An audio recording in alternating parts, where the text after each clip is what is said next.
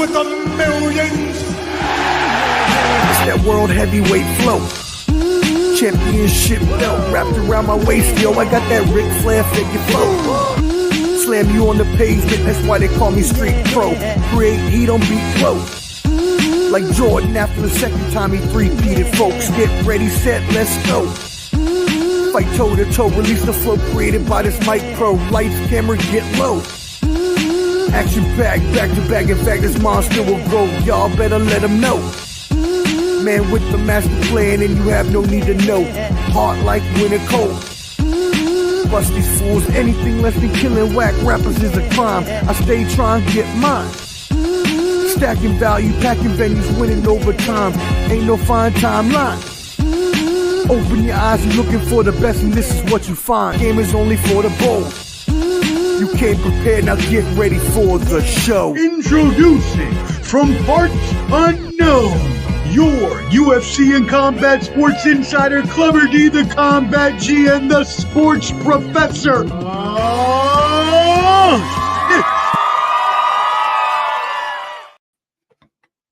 Oh, yo, what up, friends? You know what it is, Ball and Buds back at it again. We are here with Clubber D, the Combat G's Combat Sports Special.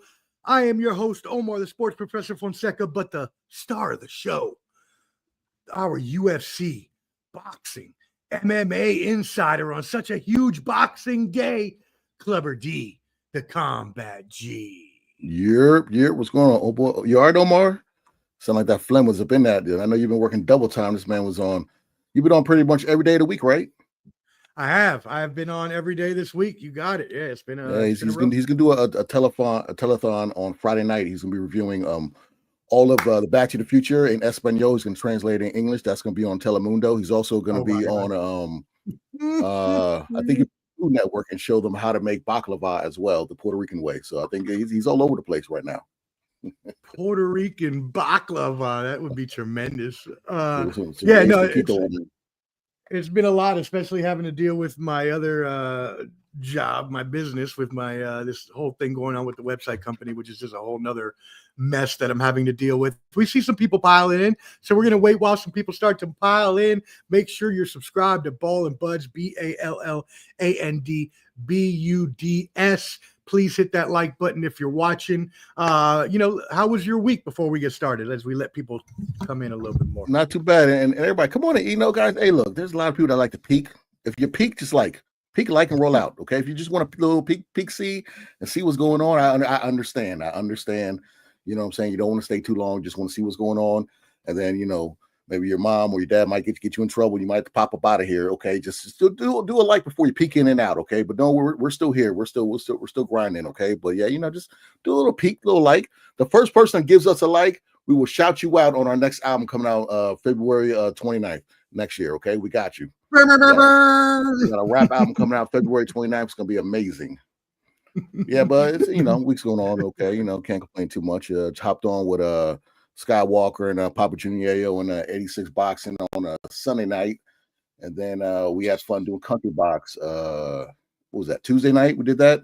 Yeah, that was a lot of fun. I had fun with that. If you guys want to see some funny stuff, listen to our commentary on country box. That is some must-see TV. Yeah, that was definitely fun. We had a lot of fun. We talked trash. We bullshitted. We had a good time.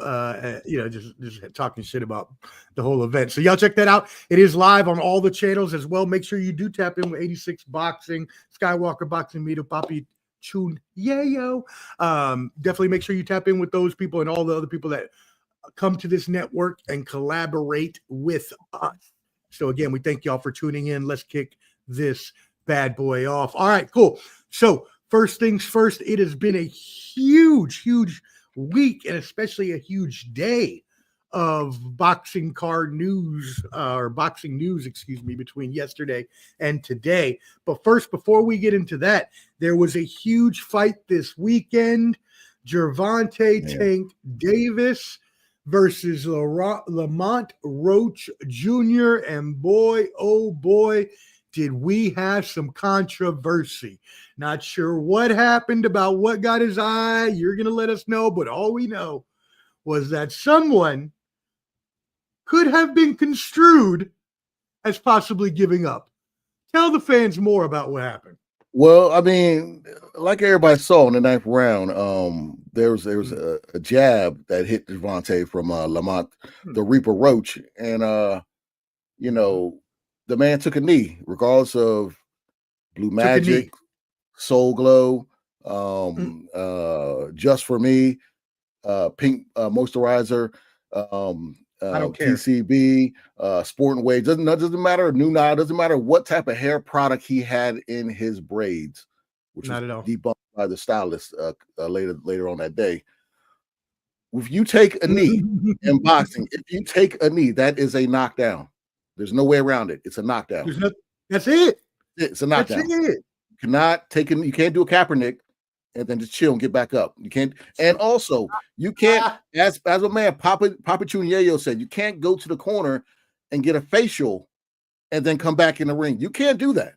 You can't get your face wiped off and then go back into fighting. All right. That doesn't happen in boxing. So the fact there was 2 fouls that happened and there was no, maybe a warning, but no knockdown, no standing eight or anything like that. That's 100% bullshit. Bullshit. Okay. Now let me follow up on that. You are here because you are the boxing expert insider. Have you ever seen something similar to this in the past? I've seen people take knees. I mean, when we was on the show with when people take a knee, that's usually, But like not counted a knockdown. Have you ever seen that?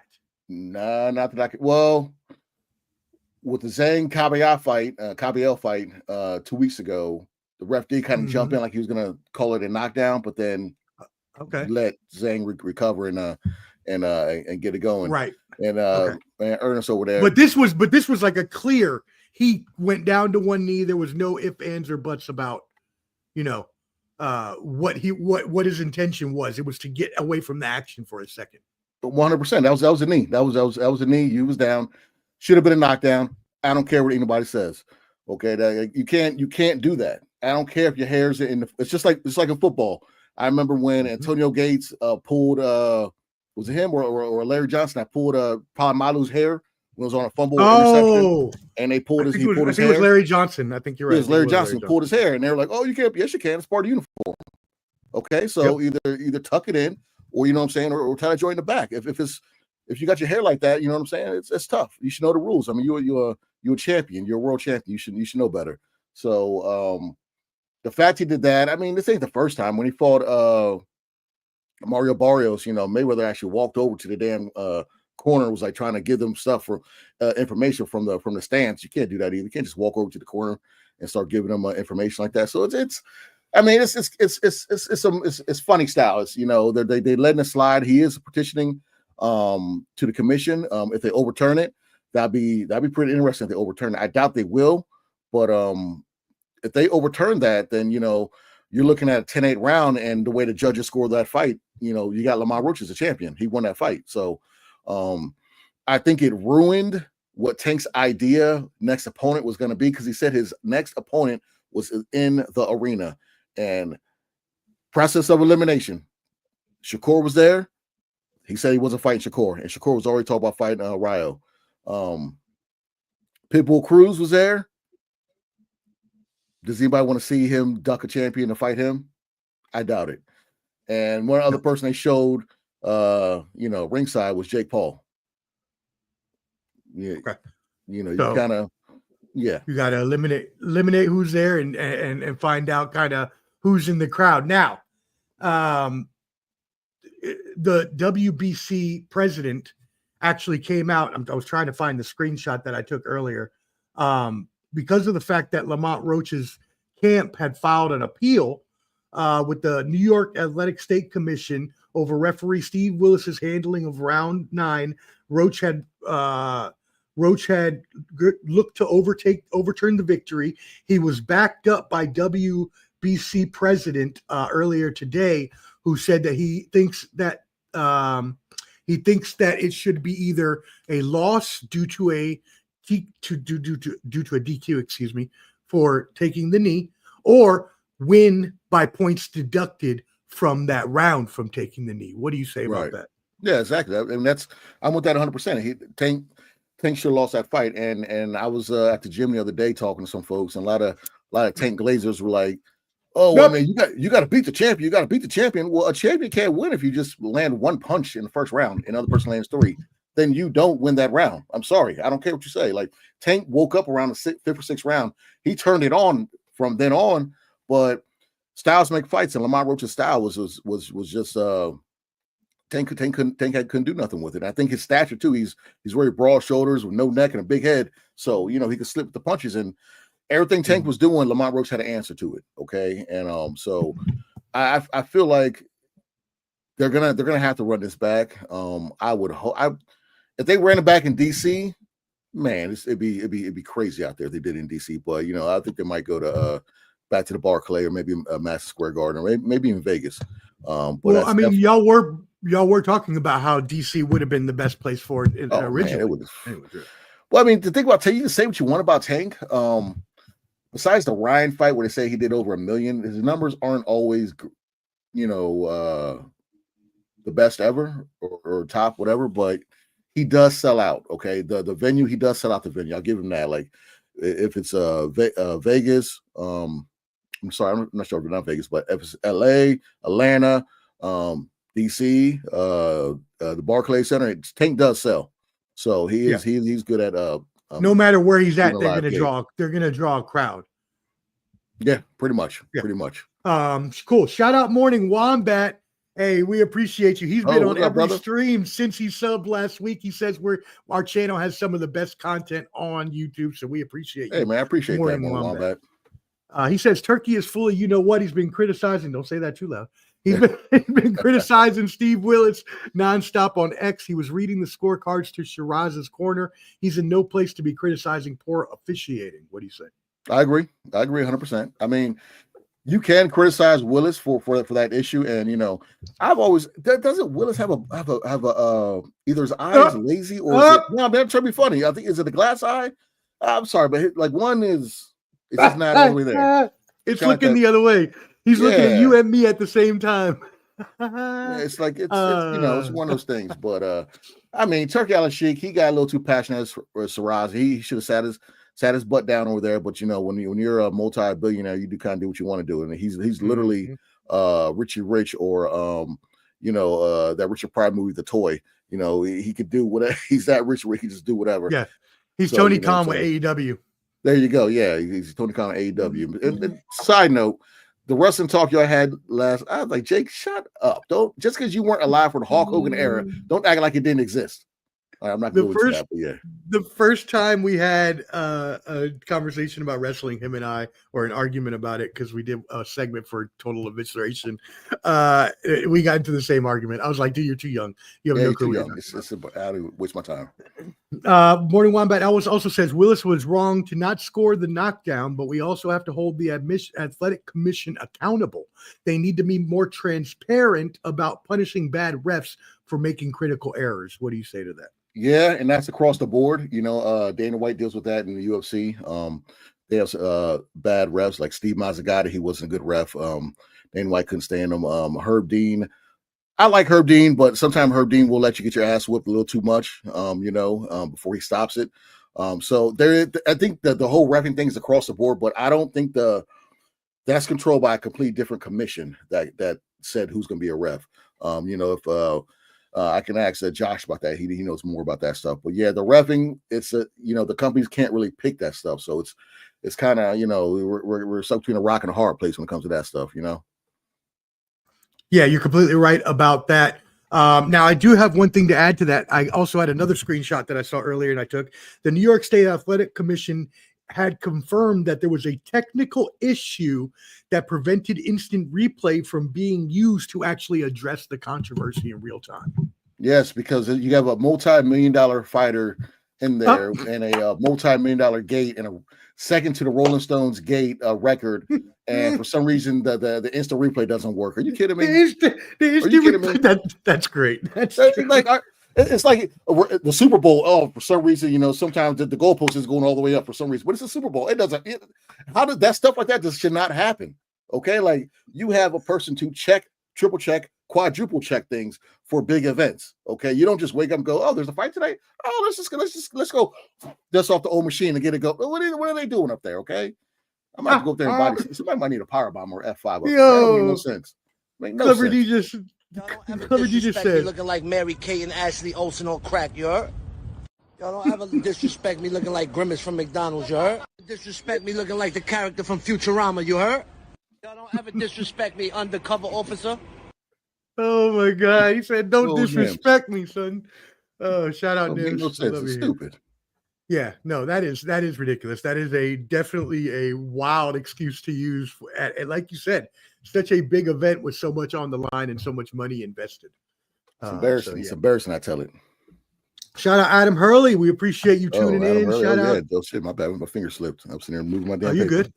Yeah. I'm so excited for the Canelo versus William Skull fight. Just kidding. Hold on, Adam. Don't you can be excited about that fight. You can be excited because okay. We're getting Canelo overseas in Riyadh. He's going over to Saudi. So we'll see how many people he could bring over there. But the real reason for that, to be excited for that fight, is when Canelo wins, he will be undisputed again. So when he fights Bud, and if Bud beats him, Bud will be 3-division undisputed champion. So we got this little inkling to be excited about that fight. Bud getting a belt in that weight class, cool if he's unified champion. But if he could be undisputed in 3 weight classes and he jumped up 3 weight classes from his last undisputed weight class at 147, that's something to talk about right there. So but I do get what you're saying. Yeah, don't want to see that fight. Hey, but I love it. Look at you taking the old sports professor storyline angle. I love it. Hey, I'm trying. Hey, Turkey, fly us out there, man. I'm trying to get out there, man. I got to see a couple of people out there. Turkey, we are ready. We will. You fly us out there. We'll work for free. We will do our show for free for you. Well, just our show. just our show for free. Oh yeah. No. He's got fly us out there, please. Yeah. Turkey. Canteen. I was about to say turkey. Turkey. Canteen mixed.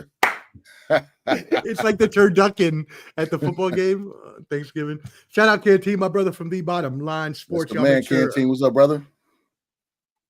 What up? Make sure y'all check them out at the Bottom Line Sports. Comes on Tuesday at 8:00. And had a good show last night. Had a real good show last night. I heard a little bit of LeBron glazing the angle, LeBron hating. So there's nothing's ever in the middle with the LeBron. You already know that. On steroids or he's this. It's just The steroids was what kind of allegation was that? I was like, where are you getting that from? I haven't heard nothing about that. I've heard for a while, but there's no real source. It's just there's no source to that. Same people say go hard on LeBron with steroids when I like Ryan Garcia took steroids. That's why you can't take some people's word. Speaking of, and what a great segue that is. I love how good we work together. Cinco de Mayo weekend will be incredible. Let me read it off my phone. It is so good. May 2nd, and this is by the way, I'm not gonna tell y'all marks what day it is, but this is definitely the weekend of the birthday of one clubber to the Dizzle. I should know. May 2nd, Times Square, New York. Ryan Garcia versus Rolly Romero, the racist Ryan Garcia, I should say. Is he partly racist? Teofimo Lopez, is he all the way? He got pumped by Bud, so he kind of say he's just doing it for clickbait stuff. We'll leave him alone then. He's fighting Arnold Barboza. That's gonna be a good one. And then you got Devin Haney, who last we know, right, had the fight with Ryan Garcia, which I know you're going to touch on, is fighting Jose Ramirez. And then we got the aforementioned from Adam Hurley on May 3rd in Riyadh, Canelo Alvarez versus William Skull. Mm-hmm. And then on May 4th in Las Vegas, the monster Naiwa Inoue versus Ramon Caldenas. My friend. Good. That's be good. Woohoo! Tell us about this weekend. First of all, you know what I'm saying, you gotta hide your wives and your moms for me on that weekend because I'm gonna go crazy. You know what I'm saying? All I need is 2 bottles of Jefferson Ocean and 3 honey packs. I can pick on everybody. You know what I'm saying? So hide the moms, hide the wives. Okay, but that weekend's gonna be phenomenal. I think that fight could be free, I believe, or something like that. We just walk up and watch the fight in Times Square. I'm not sure how they're gonna have that set up, but it's joined with the video game Fatal Fury back in the day. I guess they're bringing that game back, so I'm pretty sure Bajuwan and everyone else will be happy, excited about that joint. But Yeah, that fight. So I wonder who's gonna be the main event. I don't know if it's gonna be Ryan Garcia or Teofimo Lopez, because Teofimo Lopez is the only one that has a belt fighting on the card. But from each fight, besides the Ryan and Rolly fight, that's kind of like a fight. That can go either way. But I'm very excited to see what a 147 year-long break Devin Haney looks like. I'm eager to see what Arnold Barbosa Jr., who has fought his way to finally get his title shot and finally get at Teofimo Lopez. They're going back and forth with the press conference, which was amazing. And he was like, Top Rank finally took you off the umbilical cord because Teofimo's like, belt keep fighting, and you got somebody like Arnold Barbosa Jr. who had to claw his way to the top and get his title shot. Man, this guy he just beat Jack Catterall in England with a split decision. Okay, that's hard to do for somebody going across the pond and doing that. So, shout out to him. That's gonna be an amazing card. And then you got Canelo, and I'm not sure who's all gonna be on an undercard with Canelo. I know Jaime Munguia is gonna rematch with Bruno Scars or wherever they do this, who knocked him out, where the guy was, but he's gonna be on that undercard. I'm eager to see who else is gonna be there. But Canelo against William Skull, just for me, because I have bad luck when it comes to sports, and when there's fights or matches I want to see, something always happen. So watch Canelo, watch some funny business happen with that fight. And then we got the Monster coming back to America. I don't think he's been back to America since I was gonna say he hasn't been in America in forever. Probably since the pandemic when he beat one of the Maloney, I think it's Maloney brothers back in the day. Yeah, that's last, because he was in there like that Top Rank like bubble type thing. And that's the last time I seen the Monster probably in America. So that's gonna be amazing. He'll sell out LA if he's gonna be in LA. That's gonna be a big showing. There'll be a big following out there. So yeah, it's just fights in the beginning of May. Woo! Let's get a little Ric Flair.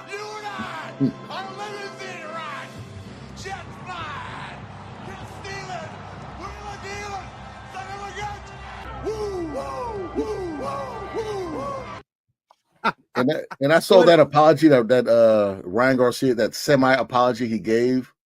Nah, I need more than that. That was not even. He was like, I was messed up on drugs and drinking, and I was with my black friend, and anybody this age said stuff like that. No, just stop. No, that was no.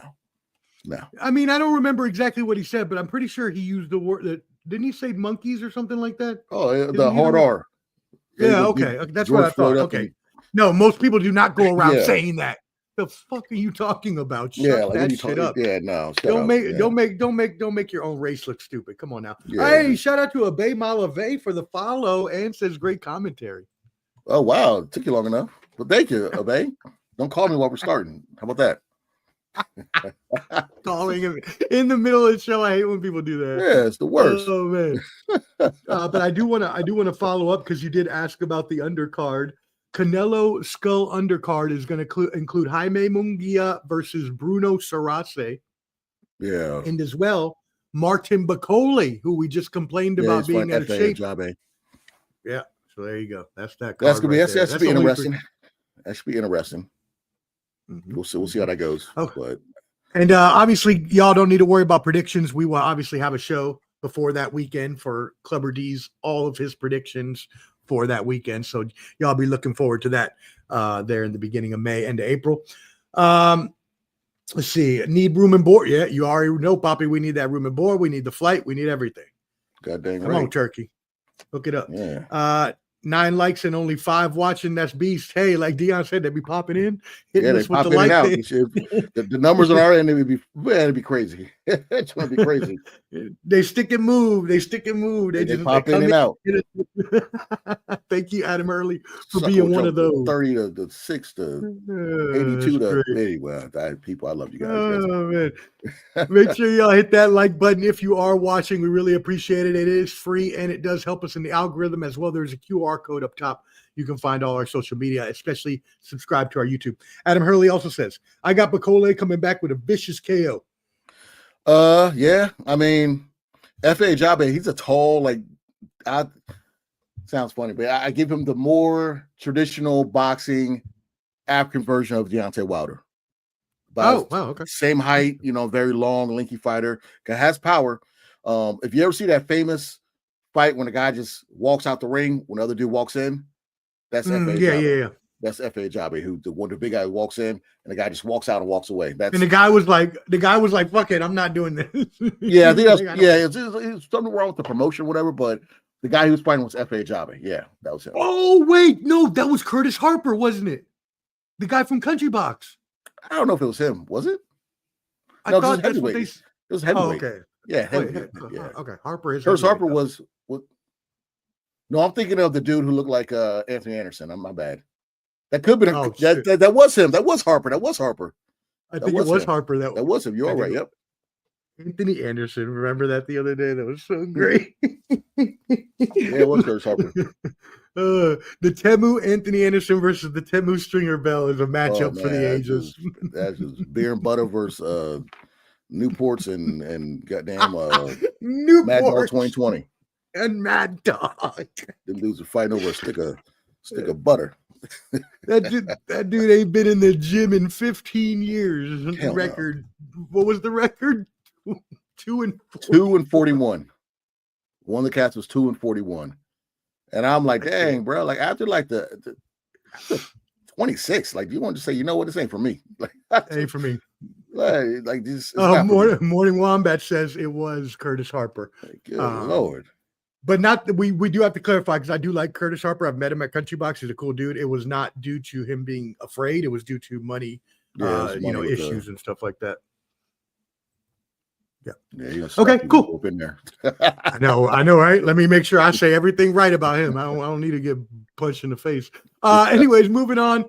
2 girls, 2 ladies, 2 women, 2 gladiators who will be punching each other in the face for a third time. Mm-hmm. Clubber D and I have thoroughly enjoyed these 2 ladies fighting each other in what will now be a trilogy in a all-female card on Netflix at Madison Square Garden. You already know. We talking about the Boricua, Amanda Serrano, wepa, versus the Irishman. By the way, my mom pointed out that Puerto Ricans have a lot of Irish in them because a lot of Irish came to Puerto Rico during the potato famine. I did not even realize that. But anyways, so versus the Irish woman, Katie Taylor, another legend in the women's game. What do you think about this fight? I can't wait for this fight. I mean, the last fight, the first fight, I actually thought Serrano won that fight. Second fight was just as close. It could have gone either way. I was going a little towards Katie Taylor just because of the cut kind of messed Serrano up for a couple rounds.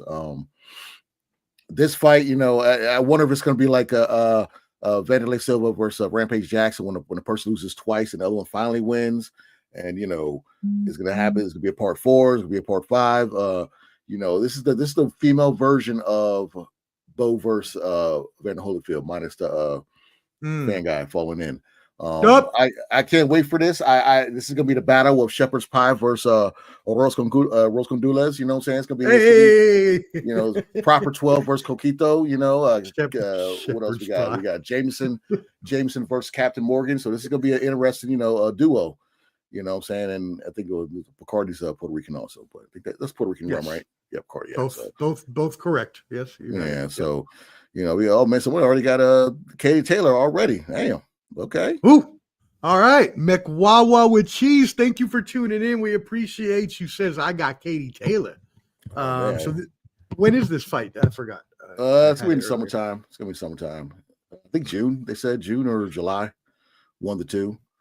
Yeah, I'll find out. And it's free. Anyways. I think it's free right on Netflix. So that's a plus also because Netflix is they're putting their toe in the boxing game. They're starting with the live sports. I think the test was probably Jake Paul and Tyson. I know they do live comedy at times, and so it should be interesting. They have Raw. That's the weekly live event they do. So I would like to see more of that. And I see now that AEW wrestling, not doing a wrestling tip, I saw a commercial. They're going to be showing their pay-per-views on Amazon Prime now, which is interesting. I'm sure you still have to pay for it. AEW? AEW, yeah. Really? Yeah. Huh. You got to pay for it, but if you go on Prime, you can order their event. So, A lot of Wait, these it's not gonna. It won't be free like WWF's is with Peacock. WWE. No, Okay. they got That's paid for whack. No, that's just a whack. streaming service. Just streaming, just like Max, streaming service. Take that shit out of here. That shit, okay. Why would I do that? Anyways, so no, let me stop. I like AEW. It is free. It is free. Yeah, I do got Peacock for free. Yeah, because everything WWF is free. Damn it, we're so old. WWE is free on Peacock. Yeah, it's all free. All the pay-per-views. Amazing. Okay. It's one of the most amazing values ever. So obviously we'll give you all our predictions. Well, you already know who my prediction is going to be. Clever D will give you his prediction, like you, McWawa with cheese. I'm Puerto Rican. You already know my prediction. Amanda Solano all day. Shout out Arriba de la. Let me speak on this. Arriba la raza. Another Puerto Rican, Conan. Hey, let's go, my brother Conan. Hope you're doing well. Better prayers up. All right, cool. And any other boxing news you have for us before we move into UFC 313? We got that one. We can talk about that later. We'll talk about that later. The signing. Okay, cool. Yeah, unless you want to talk about it now. Yep. We talk about it now. Yeah, you can go ahead and talk about it now. I don't have it. We got Turkey Al Sheik and it was Nick Khan and Dana White. They signed a big boxing contract. You know what they're gonna do. I'm not too sure, but they're probably gonna, like Ariel Helwani reported, that they're probably gonna change the whole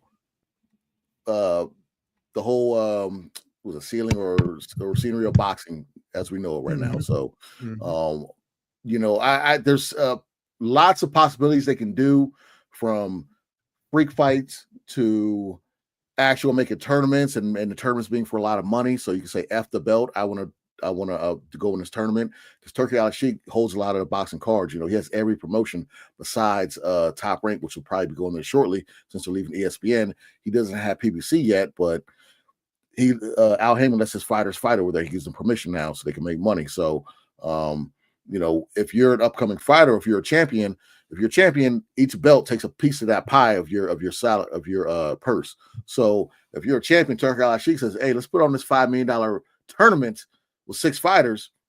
Why would I want to go fight for WBC? I just fight in this tournament and get that $5 million and get whatever belt they make." You know what I'm saying? So there's a lot of possibilities they could do with this. What if there's an MMA guy who thinks he's the baddest man on the planet and wants to fight a boxer?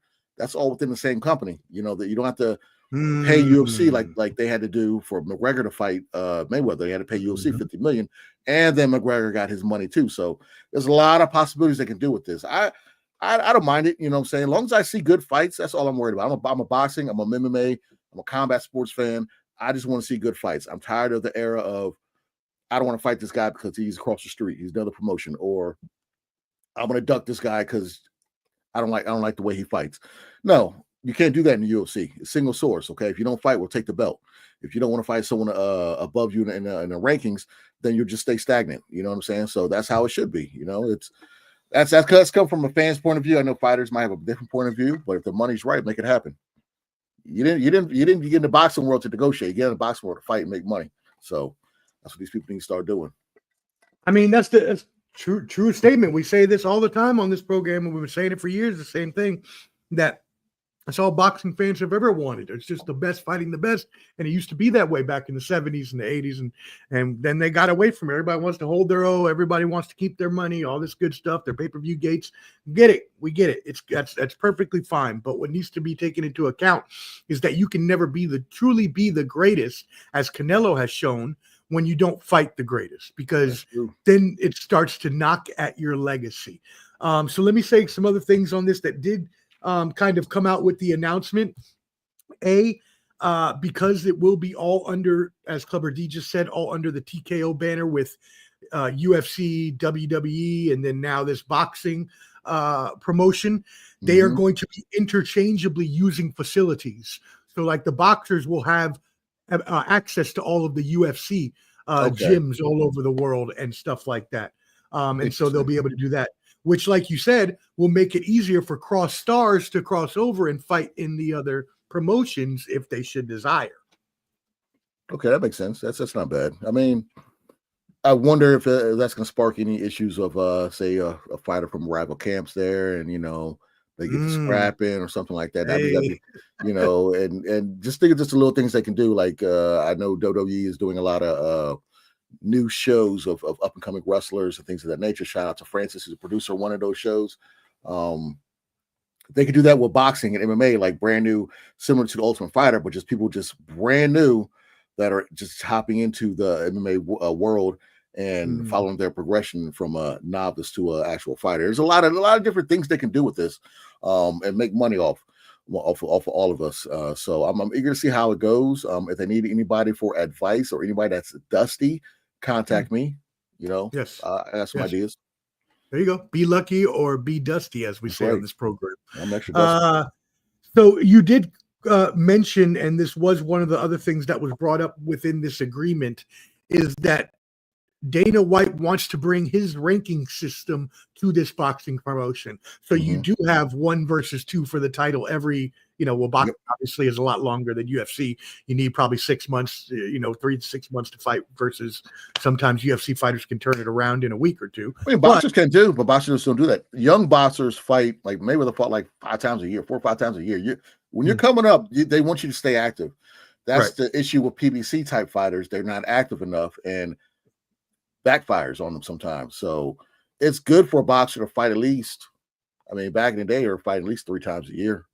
You know, Canelo does it twice, but that's Canelo. He can do that. But you know, it's good. So the a regular boxer coming up, you would say, needs to fight 3 to 4 times a year. Yeah, at least, maybe more. I mean, depending on how much damage he takes. Like Abdullah Mason, he fought Norfolk. He fought Keyshawn again. This recent card. Then he's fighting again. I think next month in April. You know, that's 3 times in what 4 or 5 months or so. So you got to stay busy. You got to stay busy. Right. And also, so what do you think about that, though? What do you think about the UFC rankings being used in boxing? How do you feel about that? They need it. It's no nonsense, you know. Because the thing with boxing, I could be ranked number 2 in the WBC, but I'm number 6 in the WBO. You know what I'm saying? Each belt has their own separate rankings. Exactly. Everybody is the same across the board. So if you have it screws people when we get the undisputed and then they get stripped of one of the stupid belts. Yep. Or because I could be the mandatory, and if you're Canelo, or you're David Benavidez, Dave Morrell, your ass gotta wait, and I'll just fight some other people or have I'll fight Charlie moving up 2 weight classes instead of fighting my mandatories. You know, it's all about remember the belts get a piece of the pie. So if that purse is going to be higher if you find someone else, then that person might take hush money or step aside money. The fight can happen. Kind of like why David Du Bois is the IBF champion in heavyweight, because he had beat who did he beat? I jumped because my dog scared the shit out of me just now. But, I was like, what the hell is he doing? Action. Yeah, so David Du Bois, he had when he I think he beat was it Horwick, Philip, whoever that dude he beat, he became the champion. So that's why Usyk isn't undisputed anymore. So it's one of those things. Right. My dog really scared the shit out of me. I thought, what the hell is he doing? Action, sit your butt down. You. I ain't gonna call your government on live TV, but you know who I'm talking to. So anyways, okay, cool. Well, awesome. Thank you for that information there. Let's move it in. We are about to go into UFC. I know some of y'all are tuning in for our opinion on the cards. We are going to get all of Clubber D's club bangers in just a second. Please make sure you subscribe to Ball and Buds. There's a handy QR code up top. Go ahead and scan that. That'll take you to our link tree. You can find our YouTube where you can subscribe. You can find our Instagram where you can follow. You can find Clubber D's TikTok. You can find all the other links there as well. So please go ahead and hit that up, and as well, make sure you hit that like button for us. See, we got the $150 subscribers. I was like, okay, look at this. Look at the people that subscribe. I see, you know what? Well, 2 or 3 of you people are listening out there. I appreciate that. Okay, when we was doing this, wasn't nobody listening. Now we got 2 or 3 people. That's fine. Now we need about 5 or 6. That's fine. Now we get 7 or 8. That's, you know, we keep on rolling. Okay, keep on rolling. And tell your mom to put that distilled water away when your dad comes home, because if that distilled water's out, then they'll know I've been there. Okay.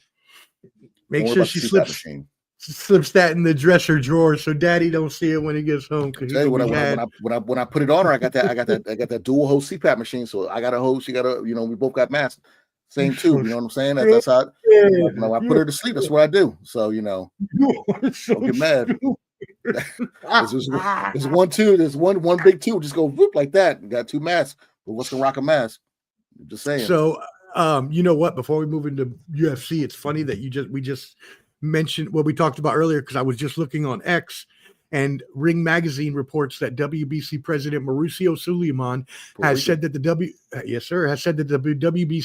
Boricua will have officially ordered Dimitri Bivol to defend his undisputed light heavyweight world title against David Benavidez next. Yeah, we dabbled on that with Skywalker them when they were on. Shout out to Skywalker, salute man. He just said salute to us.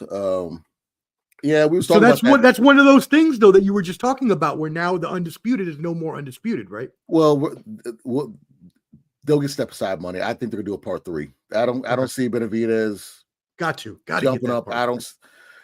Turkey might say, "Here, take this and move aside." If I was Benavidez, to be honest with you, I'd be like, Suleiman, where you been the last 4 years? You knew I've been. Where have you been the last 4 years when I've been trying to fight Canelo? Now you want to finally order this? Where you been? So that's just me. But look, you might be Boricua, but we gonna call you out on this program when things need to be done. That's mad corrupt. Yeah, the WBC is based out of Puerto Rico. All the chairmen, all that, they're all down in Puerto Rico.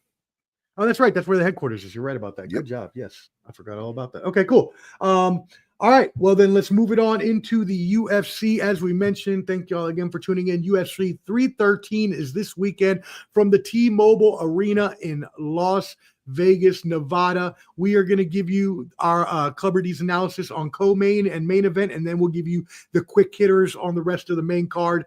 But the co-main event, what was that? I need to go undefeated. I've been taking a bath in my UFC picks. I've been taking a bath. Yeah.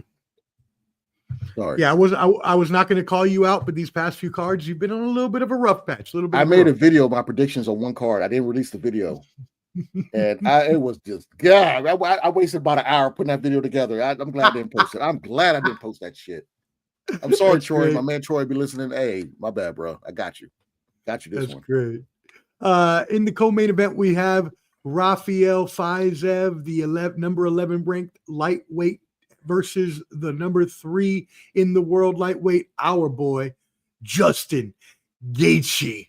Gaethje is actually the underdog here. And then we have the main event, Magomed Ankalaev verse. Oh yeah, sorry. No, you said it. I'll just say it so I can get it right. Oh, okay. Versus Poatan.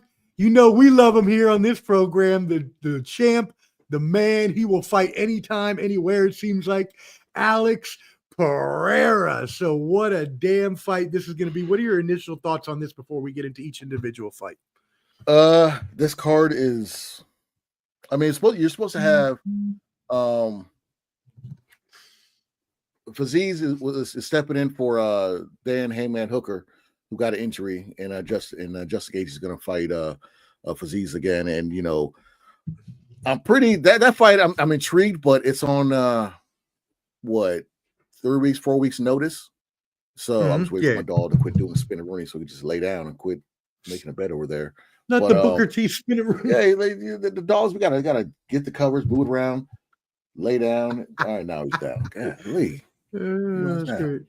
But anyways, so yeah, so this fight, if it was originally announced, it wasn't nobody stepping in, I'd feel more confident with him. Mm-hmm. I know he is the favorite because last time we saw Gaethje, he was face down, and you know what up. And that's when we saw him get knocked out by Max Holloway at Dan Friday or First Friday or Last Friday or wherever that Friday's Fake Fridays restaurant in Nashville. What's that place called? Almost Fridays? Almost Fridays. Yeah. Whatever. Some of the waitresses look almost thirsty. You said everything, but you're so stupid. Some of the waitresses, I tell you, woo, did you jog here? God, did you jog here? It's diabolical. They're smelling like that. Jesus. Damn. Okay. Well, then first, let's go ahead and we're going to give you the quick hitters here on the main card. So we have 3. As always, on the UFC, everybody, they do the 5 fights on the main card. So we're going to go ahead and give you the club bangers for the 3 quick hitters, and then we'll move into the and main event. So here are your quick hitters. First, our boy Bobby Green, King Green, versus Mauricio Ruffy. Who do you have in this fight? Last time we saw Mr. Bobby King Green, Patty Pimpleton. I always push his last name. He got him up out of there. Pimblett. Yeah. He got him up out of there. We all know he is the new aged, more advanced Kevin Holland / not as advanced Nate Diaz gatekeeper. Okay. We all know Bobby Green. I love your fighting. Love you. You love the fight. You love to fight anybody, anytime, but you got like 16, 15 losses. He's outside with Ben painting that fence with Tom Sawyer. We all know he's a gatekeeper. Okay. He's out there. All right. I'm just saying he's out there. The dude he's fighting, Ruffy, is 11-1 with 10 knockouts. Okay. This would be one of those fights where Green would come out of nowhere and get the win, but it ain't gonna happen. I got Green getting knocked out in the second round. Yeah, I was fast with this one. Second round knockout, Ruffy. Second round knockout for Mauricio. Who was it? Was it Mauricio? Wasn't that from Hook? Wasn't that the kid's name from Hook? That's from Rufio. the movie Hook? Oh, Rufio. That's right. I got it. Mauricio and Ruffy. Rufio. That's funny. Over King Green's second round knockout. Good All point. Right. You know what? See, Wombat has you have a good point. And like I said, this would be one of those fights where Bobby Green could put on performance. You know what I'm saying? And get in the guy's head and take him down a couple times or knock him out. So if you're looking at for a wild, I'm not gonna do a caveat, but if you're looking for a wild, whatever, you can put money on Bobby Green and not feel bad about it. But I won't be shocked if he gets up out of here in the second round. Now, going down. That's what Morning Wombat kind of agrees with you here. He says his concerns with Green are his chin and his durability. So you're no caveat, but you could see Green if Green were to win. Not that this is a caveat, not official. Yeah, if you want to, hedge your bet or kind of, would it be KO or what? It'd be it'd be a KO. I don't think it'll go to whole. I would say a split. I see him getting a split. Okay. All right. Yeah. Cool. Split. Awesome. And then just hit me with the it's time to let you know or something like that. We can do because the quick hitters. Oh yeah. So next one is in a women's strawweight bout. Number 5, Amanda Lemos versus number 7 ranked Yasmin Lucindo. Lucindo is actually from Brazil, or they're both from Brazil, but she's actually the favorite here over Lemos, who is the higher ranked fighter. Who is your pick here? Well, I'm not gonna take too long on them. Once we say let's go. Clubs, bangers. Clubs, bangers. Clubs, bangers. Oh, come on, stop doing that. Slow down, clubber. Yeah. Yasmin, step into the arena. Step into the podium. You won. Okay. I think this will be a 3-round banger, but I think it'll be unanimous decision for Yasmin. Okay. All right. Unanimous decision. I don't want to see her get knocked out. That's why I said unanimous decision. I like Lemos. She's a good fighter. I thought you were going to go with Lemos because I know you was. I like. She's a good fighter, but women's division is in desperate need of a makeover. They need new, younger fighters. And I don't even know the age of the young lady, but they just need. You're seeing the same faces always in the rotation of the women's fighters. You got to have people moving up and taking these young ladies out, and others popping up, being the next breed. That's one of my issues with the UFC women's division. You know what I'm saying? You have your top tier. It's like March Madness for women's back in the day. You knew that Tennessee was guaranteed going to be the Final Four. You know what I'm saying? Right. Every year, they're at least going to Final Four. But now the talent drop off isn't as bad in women's basketball, college basketball. So that's what the UFC needs to start investing more of these and building up more stars, because it's a bit of a drop off after the top 2 or 3. You know what I mean? Big drop off. So I'm hoping she wins, so we start seeing some change to this. Okay. So there you go. All right. Now, next fight, number 13 ranked lightweight Jalen Turner versus Ignacio Bahamondes. And Bahamondes is from Chile. He is the 125 favorite here. Jalen Turner, a very slight 105 over 105. Damn it, 105 underdog. Sorry. So Jalen, with his height and his length, you would think he's a freak of nature. He should be running through people, but he is. He do be knocking fools out, though. I mean, he's that. I mean, like when I wanted him to win, when I wanted him to be what he should have been, he loses to Bobby Green. Okay. When I want him to be what he should be, he loses to Dan Hooker. You know, so, and he has like what, 8 losses already, something like that. He's like 16-8 or something like that. So, I mean, he's very talented, especially at that size. He's like 6'2" or 6'3". He's 14-8, and Ignacio is 16-5. Yeah, and Ignacio is more of a kickboxer. So, Jalen is. I don't want to put him outside on that fence, okay? I don't want him messing with the gate, okay? But he's getting close. He's getting close. That gatekeeper status. I don't want to put him there, okay? But it's time. You know what? Clubs, bangers.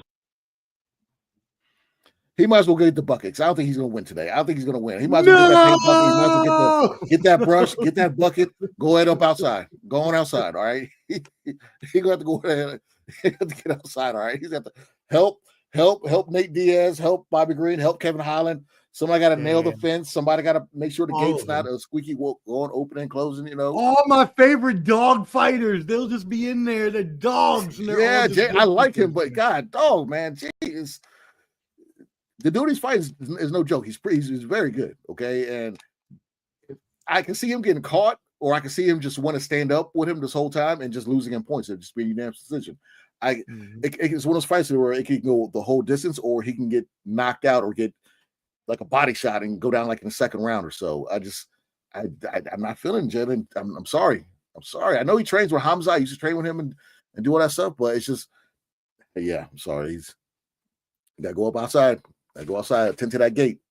Hey, when Clubber D says you better go tend to that gate, you better get your tools and walk on outside. Morning Wombat says he's as well picking that is a hard name. Bahamondes. Yeah. I think he's a better striker than Turner. He's also a counter striker from the outside, so Turner would have to shoot for the legs from a long way out and could get clipped. And Turner can do that, but for him to go from way up here to all the way down there, he's a tall guy for that weight class. He's very tall, and yeah, he can get clipped. He can get one of those. It could be either a Derek Lewis, a Curtis Blades uppercut, or smell my knee to the head. You know what I'm saying? Smell my knee, not the smell my knee. Right to the forehead. That's one. He also follows up a lot of kickboxers and MMA like Bahamondes get taken down easily because they're trying to apply pressure from the front foot. Yep, front foot heavy. And well, I mean, but that's the thing. Turner, I just don't see Turner being able to take him down at will. You know, Turner's not an overly great wrestler. Like his wars with Hooker and all those were all stand up, but when he fought Bobby Green, he was towering over Bobby Green and still lost that fight. So that's a really good point. Yep, good point. Okay, cool. Well, then let's move it into the co-main event: Rafael Fiziev versus Justin Gaethje. Again, here, Fiziev is the favorite, 162. Gaethje is the 136 underdog. But again, you have to take into account of the quick turnaround here. Gaethje is 26-5, lost his last fight, while Fiziev is 12-3, also taking a loss in his last fight. Gaethje has a 3-inch height advantage, while Fiziev has a 1.5-inch reach advantage. Mm-hmm. My friend, what do you think about this fight? This is a rough one because Rafael's coming off of 2 losses, okay? 2-loss losing streak. The one was to Gaethje, which was on Friday night, which is a good fight, very good fight. And he lost to Gamrot, which is Gamrot's so trash, but he lost to him. He had a knee injury in the second round. He hasn't fought in about 18 months. This is a long layoff for him. You know, Gaethje we haven't seen since Max Holloway knocked him out. Gaethje, he's only had 5 losses, but he's been through so many wars in the UFC. and even in the World Series of Fighting. This guy, his style, he's coming forward. He's going to attack that. He's going to attack that lead leg. You know what I'm saying? And the thing with Gaethje is how much damage can your body take before it's over with? And what is he at age? What, 30? Just Gaethje is 36 years old. So, granted, he hasn't fought in well over a year, I believe. How's his body going to react? How's his body right now? Can he still take a punch? Can he still be high motor? Okay, you're looking at Gaethje. 10 out of his 13 UFC fights have been either fight of the night or performance of the nights. Okay, you look at 7 out of 9 of Rafael fights have been fight or performance of the night. So these guys know how to put on the show. The question is, how is a 32-year-old Rafael coming off an injury going against a 36-year-old Justin Gaethje for getting knocked the fuck out? You know what I'm saying? Literally, when we saw him, Max Holloway called that, said, "Listen, right in the middle of the ring and pop, you know." Come on, baby. He was like the cartoon, face down, butt up. You know what I'm saying? It was bad. Okay, so in the cup. Whoa, what are you singing over there? What's face down? What it was that song. No, it was the song. You remember that? Face down. Wait, was that a girl that sung it? I thought that was a guy that sung it. We'll research that later. But oh shit! Yeah. Why would a guy sing that? Why would a guy sing that? What am I doing right now? Oh, hey yo, times 1,000. But hey yo, like I said, Gaethje being 36, coming off that terrible knockout, and you got Rafael coming off that knee injury. You know, I love Justin Gaethje, but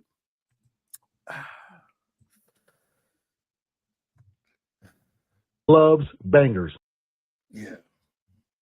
I got Rafael winning this. Oh no, not our boy.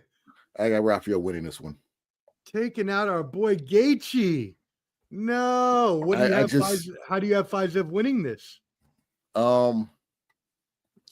That's the thing. In my mind, I see a knockout. I envision a knockout, but I can see Gaethje getting submitted, getting just outworked and getting submitted and being tired by the third round. At some point, his body's not going to react to getting punched all the time. You know what I'm saying? And this man has been in some wars. I mean, with Poirier, he's fought a who's who at that division. You know what I mean? So to me, he's He's a Hall of Famer. He's a workman's Hall of Fame. You know, he'll get in there sooner or later. This man has fight of the night. He's definitely gonna be in Hall of Fame. Oh yeah, he's won so many awards of fight of the night. If you look at his stats, he's won through different magazines and things of that nature. He's won round of the night, fight of the nights for years. Okay, this guy puts on a show. You don't have 10 out of your 13 UFC fights be either performance or fight of the night bonuses. So, but it comes a toll on you, and you know, at some point your body can't take much more to a beating. So yeah, I got Rafael winning this one. Damn, Justin, I'm sorry, homie. I thought Clubber D was gonna pick you because you know how much we love you here. He's always been, you know, hyping you up. But look, hey, Fiziev is a great fighter for a reason. I'm gonna go the other way here. I think that I know he's the favorite. I know there's a quick turnaround.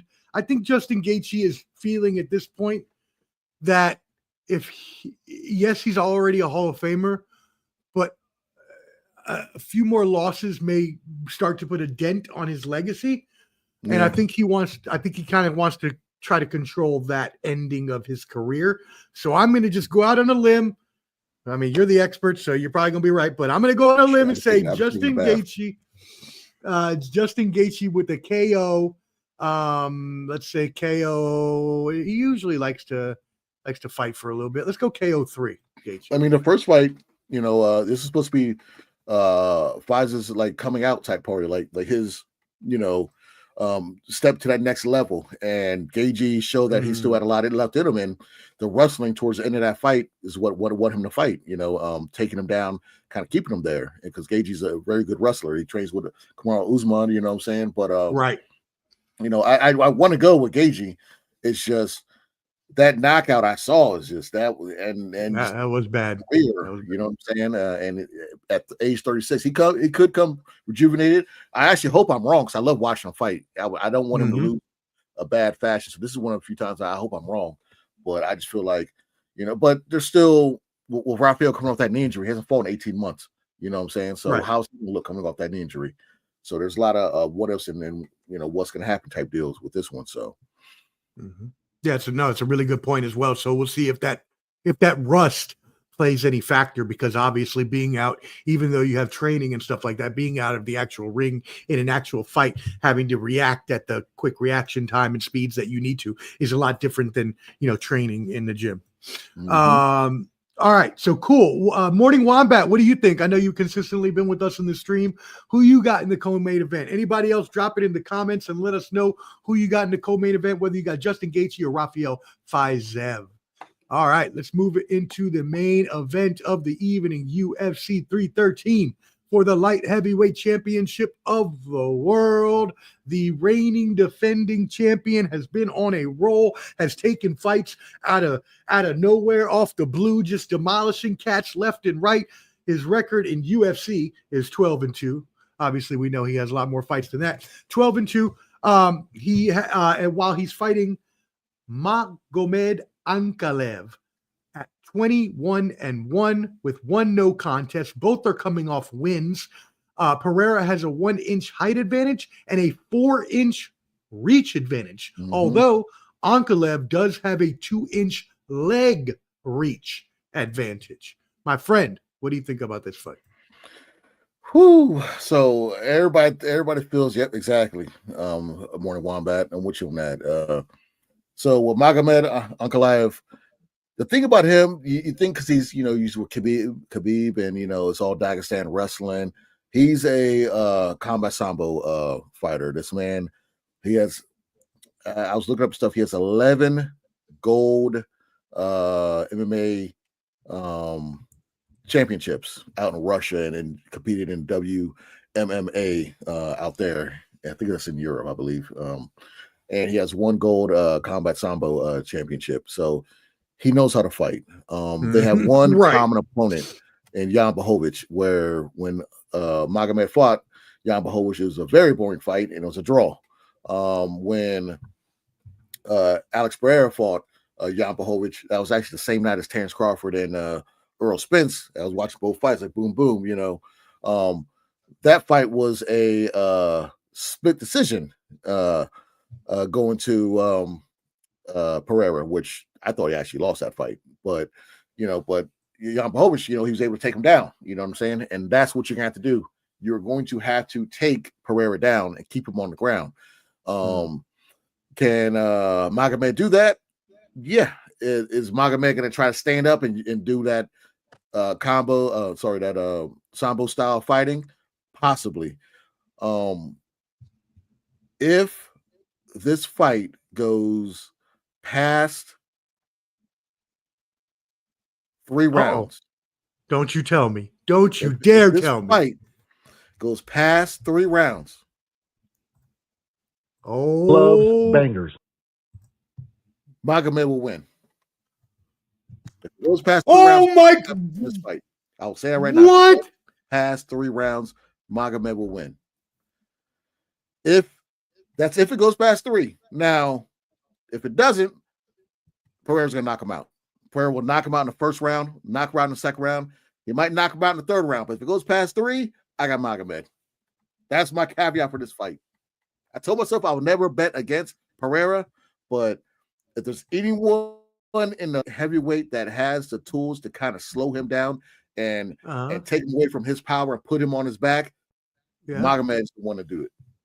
I am absolutely and utterly shocked right now. You can see by the look in my face that you picked anybody over Alex Pereira. I mean, Ankalaev, if he moves up to heavyweight, if he fought John Jones would take him down. He wouldn't waste a second standing up with that guy. He'd take him down 2 seconds, and it'd be a boring fight. It'd be a ground and pound.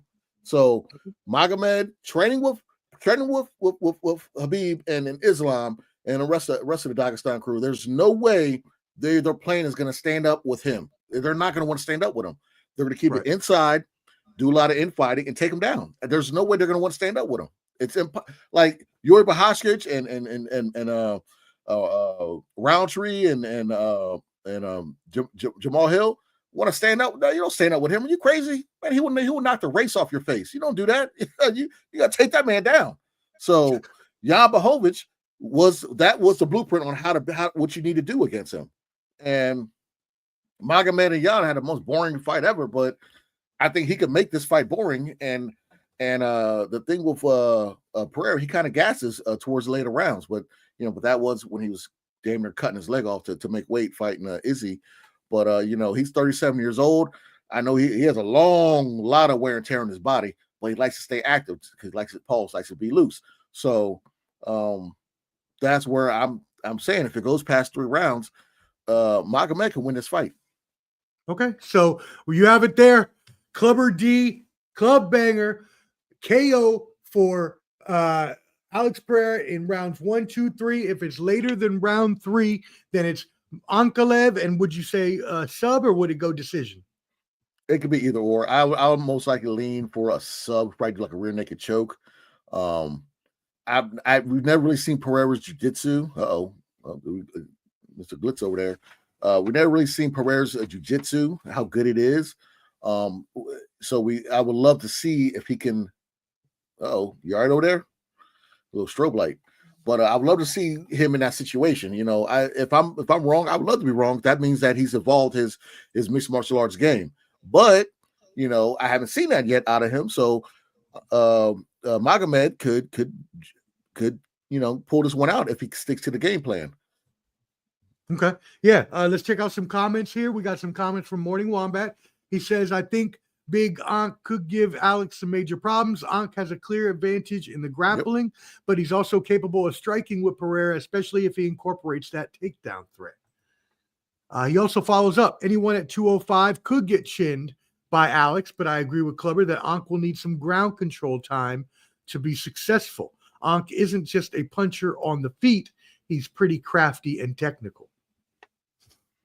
That's that combat sambo background, man. This guy, if you're not familiar with combat sambo, just think of like you're wearing a gi. What are sambo and there's combat? There's two different. There's combat and there's sambo and there's combat sambo. But think of like wearing a gi and it's like judo mixed with MMA, kind of. It's not the full rules of MMA, but kind of like a judo aspect to it as well.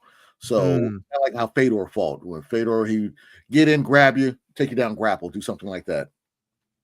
And then he finally follows it up with, let's keep in mind too, Pereira keeps his hands down. His offense is so potent that it leaves him vulnerable to counter shots. That's how Izzy chinned him. Yeah, Izzy got him good too, and he has a big ass freaking head and face. It's just Roundtree was very effective against Pereira. It's just that he was just taking so much of a beating from him, and he did get dropped when he got lackadaisical with that spinning back fist and caught him with the shin. I was caught him with his forearm, sorry, and he dropped Pereira for a second. So they're similar in height. Pereira does have the reach advantage, but I think Magomed he does have the tools to get in close and make this a dogfight. And if it's a dogfight, I don't see Pereira winning a dogfight. He wants to keep him at range, keep him at distance, so we can tear. Those leg kicks that Pereira does are paralyzing. So that's when you're fighting from the outside because he can just kick you in that calf so quick. So they know that. So they're not going to want to be at range. They're going to want to be in close, make this a close fight, and that's where Magomed has the advantage. So trust me, 1 or 2 rounds, I can see Pereira knocking him out. But if it goes past 3 rounds, oh yeah, Magomed's gonna get that. All right, well, there you all go. Make sure you take that to whatever betting platform you're on, whether it's FanDuel, DraftKings, ESPN Bet, Caesars, any of those. And then if any of y'all want to sponsor us, please let us know. We are open to sponsorships. Hit us up on the line. But that being said, make sure you take these bets to the betting because Clubber D's Club Bangers are on point. They have been a little rough lately, but I promise you for the year, he is way more wins than losses. I can tell you that. Now, just to give you a recap, Ruffy over Green, Lucindo over Lemos, Bahamondes over Turner, Faizev over Gaethje, and then Pereira over Ankalaev in the first 3 rounds with a KO, or the clubber caveat for the main event, Ankalaev in 4th or 5th with a sub, possibly a decision. You make the choice there. Damn. That was a good recap for just remembering off the top of my head, because I forgot what you had said, if you said KO for Fizev or not. I think you did say KO, though. Yeah, no matter. A win's a win. Yep. All right. I don't have to Let's keep it moving. We are moving into the last portion of our show. You know what it is. We are going to get into our fan mailbag. So let's go ahead. We got a bunch of questions. Always remember that you can hit up our fan mailbag and send in your questions for Clubber D, the Combat G, at clubberdbnb@gmail. So make sure you hit that up, or just send them in the comments and you ask them here. Cool. All right. First question from Tesla Goat out in Dubai. We appreciate you for tuning in. He says, Clubber D, Tesla Goat. It was a screen name. I don't know. I don't make these. Fan mailbag. Should do. More excited. Islam and Topuria, which was just signed. Is that going to be bigger than John Jones versus Tom Aspinall if that was signed? What would you be more excited about? Islam versus Topuria. That's the fight that we want to see. The John Jones fight. I've been past the John Jones hype years ago. I'm tired of the silly little games and all this other stuff. Either fight or don't fight, or just don't fight at all. John Jones. I'm not the biggest John Jones fan, but Islam versus Topuria, that is a fight I will pay top dollar to see. Yeah, definitely. I mean, I think everyone would like to see both fights, but obviously the more exciting fight and the one that is actually more realistic at this point in time is the one that was signed. Or the one that would be, the one that we would have between Islam and Topuria. I gotta get some water. Jeez Louise. Moving into our next fan mailbag question. This comes from this username, Clubber. Wait till you hear this. Prime Masseuse out of Cleveland. Do you think Jake Paul would have been Tank Davis's opponent if Tank Davis would have won? Is that Justin Tucker's masseuse? No, Deshaun Watson, one of the two.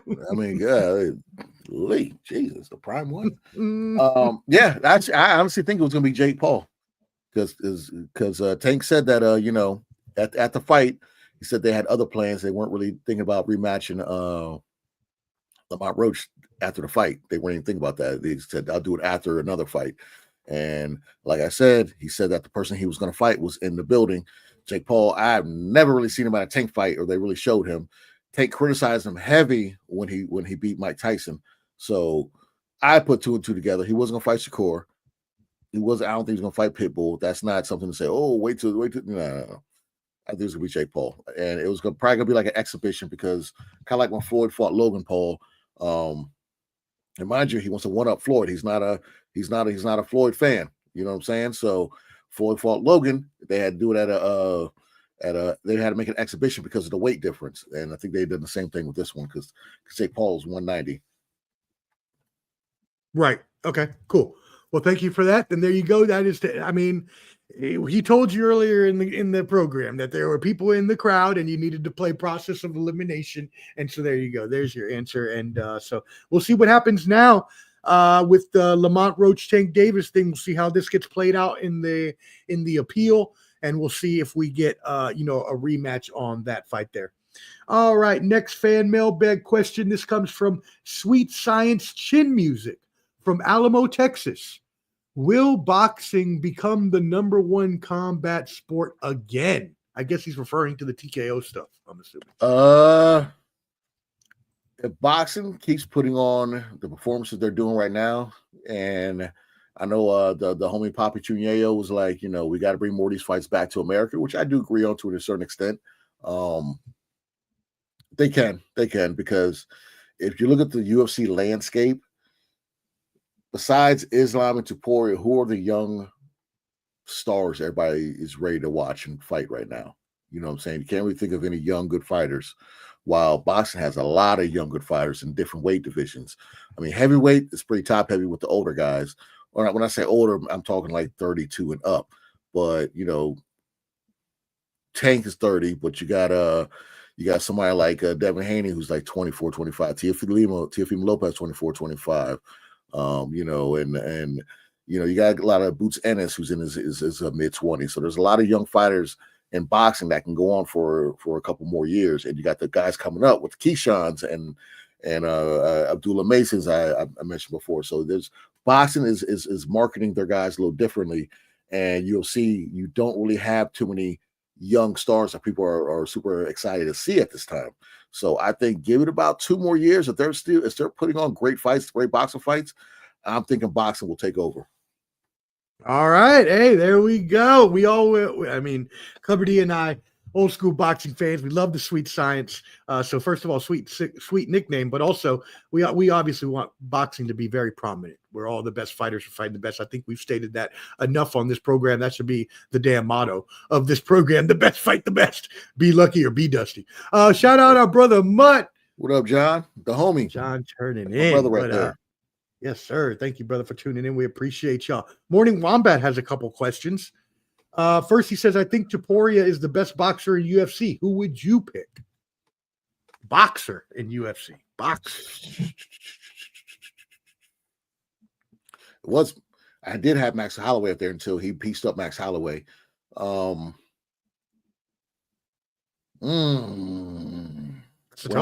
Roundtree's more of a kickboxer. Israel's more of a kickboxer.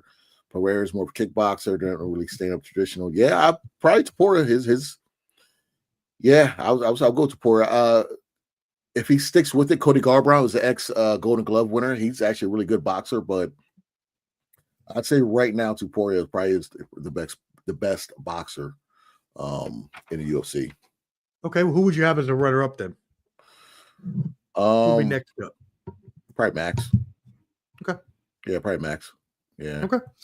All right, there you go. Morning Waba has another question. Would you ever consider doing a fight companion live stream for a big boxing card? They do massive numbers on YouTube. Yeah, so I want to do one of those where we're basically commentating, but it's just you can't hear it because I think if they hear the actual fight, you can get copyright. You can. It has to be muted. You have to be talking. To be muted, but we just have to talk over what we're seeing, basically describing what we see. Yeah, so like we did with Country Box, pretty much. Yeah, but they get to see the box though. I mean, yeah, that's true. Yeah, I guess you wouldn't be able to see them. But wait, no, there has to be a way because I remember I've seen people do WWE where like, no, they're not. No, those are sponsored. Those are sponsored podcast people that do that. I've seen people like find us a sponsor. We'll do it. Like Blue Bud Sports TV and a couple other guys. What they'll do is they're watching the fight and they're basically commentating, but you're just watching us. What you're seeing is us talking about. Oh yeah, he's done it. Yeah, I'll do that. I would do that too. Hell yeah. Okay, well, hey, we can make that happen. We can make that happen at a big boxing event. Yeah, I mean, yeah, I would definitely. I would. Let's see. I think of which one I would test that on. You know what? What's funny about that is he's completely right because I've watched this guy who's he's like a pure New Yorker, but he has an accent. He's funny as shit, and he narrates Mets games. So sometimes, like when I'm working, I'll put him on YouTube and just listen to him because he's just like talking shit the whole time. Yeah. It's hilarious. Yeah, it's basically as long as you don't have any type of music or anything from the actual event, you can do it because of the copyright. So sometimes they'll show like 3 or 4 seconds of the fight, or show like they're in the ring and show them about to do the decision. But yeah, like that'd be pretty cool. Kind of see the live reaction of like a draw or something. Like, well, what the fuck? You know what I'm saying? So yeah, I'll be down to do it. All right, we're gonna throw something together for the fans there. We'll figure out if we can do something. We're gonna dedicate that one to Morning Wombat for giving the idea. You know what I'm saying? That'd be the time we do it. We appreciate you, Morning Wombat. You have been you've been pretty awesome. All-star the whole time you've been here with us. An all-star is what we call you. That's right, an all-star. We appreciate you. Morning Wombat says thoughts on Ben Eubank. Fringe world level guy, but Ben hasn't really boxed beyond British level and is up 2 weight classes. He's also super dislikable for being a drug cheat. Yeah, that's why he got slapped with the eggs. That's why he got slapped with the eggs at the press conference. Oh, that was the one that got slapped with the egg. Okay, good. Yeah. They're doing a great way of selling the fight because he's moving up 2 weight classes, and Ben has fought absolutely nobody.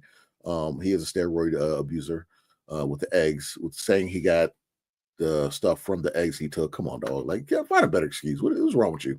So Like, there's so many things you could say, like, oh, I drank the wrong thing, or say you took the tainted substance. Well, actually saw how Ryan Garcia tried every lie and failed every test, even the New York State Commission test.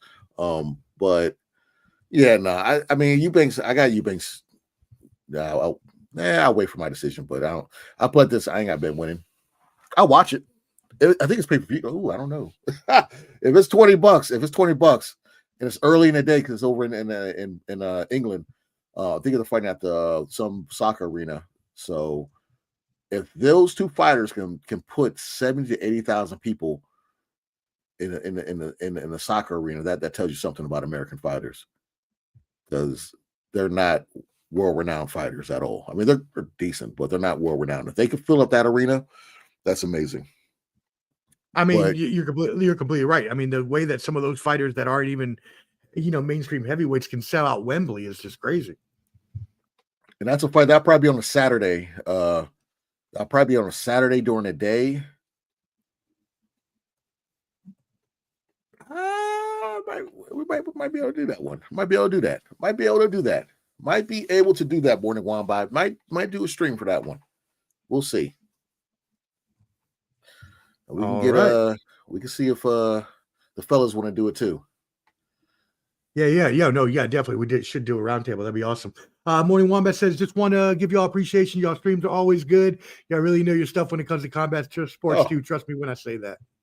My guy. See, because you already follow 86 Boxing, you already follow Skywalker, and you already follow Papa Chuneo. So all of us, we're like Voltron. We all get together. But those guys got endless knowledge of stuff. Okay, something I don't know it all, and we all pick up where one leaves off. Okay, so we love doing live streams for those guys. Those guys are amazing. So I appreciate you listening, and everyone else who listening tapped in.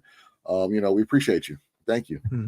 Yep, definitely appreciate you. 2 more questions left. One more in the fan mailbag that actually just came in to the email. Says the best boxing card ever only, so I think they're being sarcastic here. Best boxing card ever only sold $45K per pay-per-view for a $30 card. Are boxing fans able to even support cheap cards, or are they able to support even cheap cards? Comes from the Brooklyn Brawler of the slums of New York. Well, Brooklyn Brawler, need to realize that's in America. That's not counting overseas money. Okay, so that's not worldwide. That's $45K in America.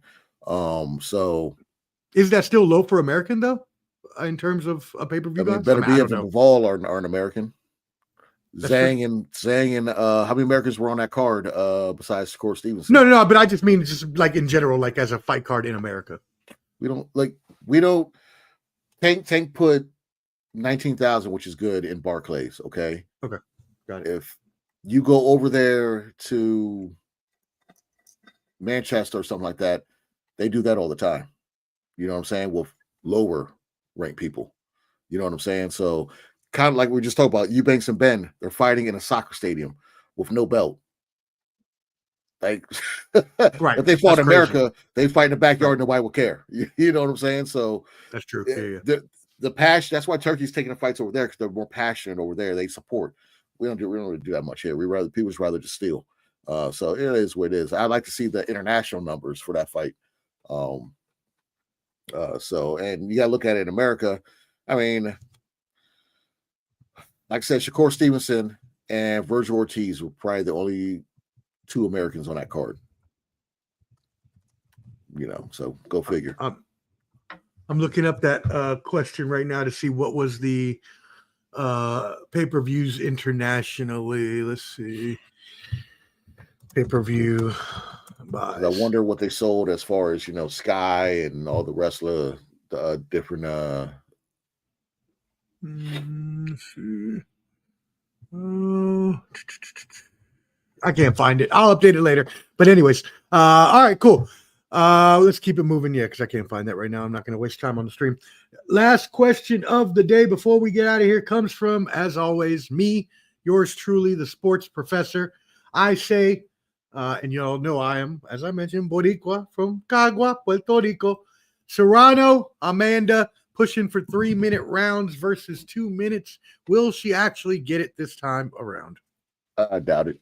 I don't think Kate Taylor's going to switch. She's Amanda can push for that, but she doesn't hold the cards. She's unfortunately 0-2 against Katie. So this will be a lot of Katie's demands. And I doubt Katie wants three rounds of that work. 3 minutes of that work. She'd rather 2 minutes. And to be honest with you, as a boxing fan, a good point.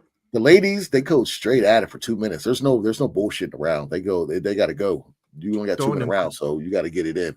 So actually, I kind of like the 2 minute rounds a little bit, for them, because I do because you're right. It is all action. They be throwing them clip beaters, but a lot of people say, and women included, that they want the extra minute to be able to set up more punches. Yeah, that's true. I get it. Down the road. Yeah. Okay. It's a catch-22, because they for some reason they think that women couldn't do 3 minute rounds, but no, women can do 3 minute rounds. They can. They train just like men, so there'll be no reason why a woman can't do a 3 minute round. I don't appreciate that logic. I mean, times change, you know what I'm saying? Times have changed, so women should be able to do 3 minute rounds. I also have 2 more follow-up questions that I just thought of. One is, did you hear that today Amanda Serrano signed a lifetime contract with MVP and Jake Paul? So shout out to her. I thought she already signed that. Oh, okay. I mean, she wasn't going nowhere. She's not young. I mean, Serrano's like 36. She's pretty old. No, but I mean, a lifetime contract's pretty good because that means you can be an ambassador and do all other kinds of things afterwards, like marketing and things like that. I mean, I thought she already was part owner or something like that because Jake Paul's taking great care of her, So yeah. She's pretty. He has. I mean, that's one thing we cannot say about Jake Paul is that he has done wonders for the game of women's boxing. Yeah, yes. I've been saying from Jump Street, he's put a lot of them on display. Awesome. And then the last question I have for you is: I found out who the lady was with the Mardi Gras themed New Orleans hat at the Country Box. It's Pink Tyson. Have you ever heard of Pink Tyson? Pink Tyson. She's a boxer. Tyson? Yeah, her name is Pink Tyson. She's a boxer. Yeah. Apparently, yeah. Now she's going to start being a country boxer more. She was sparring with Oliver. She's apparently pretty good, but her name is Pink Tyson. She's a boxer. You have to look me up, look her up and tell me what you think. Yeah. So you get an email. See if you get see if you can get what's called with her interview. Yeah. Oh, no, I definitely will. Yeah. I found out that's who it was because they posted about it afterwards. I was like, oh shit, I have to get an interview with her. But anyways, that's enough about that. Country Box was fun. If you haven't seen any of the other streams, please make sure you subscribe to Ball and Buds. We go live multiple times a week. You will see Clubber D and I again next week. Banter, brawls, bravado. We're going to bring back our brother Baja Juan Malave, the comedian, and a very special guest friend of mine that I'm not going to announce till we get here, but we are going to bring a female perspective on, and it is going to be an amazing time. We're going to talk shit about the Diddy case, bring updates on that. We're going to talk shit about old men playing football. I know Clubber D wants to touch on that. It's some other crazy topic. Hey, next week's show is going to be not a traditional combat show or anything. We're going to be talking about real life, current events. A lot of people I know be like, hey, yeah, talking about sports all the time. Well, this time we ain't. So tune in, goddamn. I want to hear shit. So yeah, and if you don't want to hear about not sports, then don't tune in. different perspective. Okay, we get to get loose a little bit. Not like my mom be getting loose when I'm with her. So it's it's one of those things. Nope, this is our trash talk, pop culture. We get to talk shit about everything going on in the world type of show. So get ready for that. That's going to be a lot of fun as well. All the other shows we have: Professor Seminalmente Monday, 7 p.m. Eastern. The Bottom Line Sports Tuesday, 8 p.m. Eastern. You'll catch Clubber D and I. Yeah, probably do that Thursday, 8 p.m. Eastern next week. And yeah, that's it. Any last final words, my brother? I got nothing. Griselda. Hey, shout out Griselda. We always love Griselda here. All right, y'all. Thank you so much. Subscribe to Ball and Buds. Free Benny QR code up top. Hit that like button, even if you're watching on the repeat. Holla. 5,000. He's with the millions. It's that world heavyweight flow. Championship belt wrapped around my waist. Yo, I got that Ric Flair figure flow. Slam you on the pavement, that's why they call me Street Pro. Create heat on beat flow. Like Jordan after the second time he three-peated, folks. Get ready, set, let's go. Fight toe to toe, release the flow created by this mic pro. Lights, camera, get low. Action packed, back to back. In fact, this monster will go. Y'all better let him know. Man with the master plan, and you have no need to know. Hard like winter cold. bust these fools. Anything less than killing whack rappers is a crime. I stay trying to get mine. Stacking value, packing venues, winning over time. Ain't no fine timeline. Open your eyes and looking for the best, and this is what you find. Game is only for the bold. You came prepared, now get ready for the show. Introducing from parts unknown, your UFC and combat sports insider, Clever D, the Combat G, and the Sports Professor,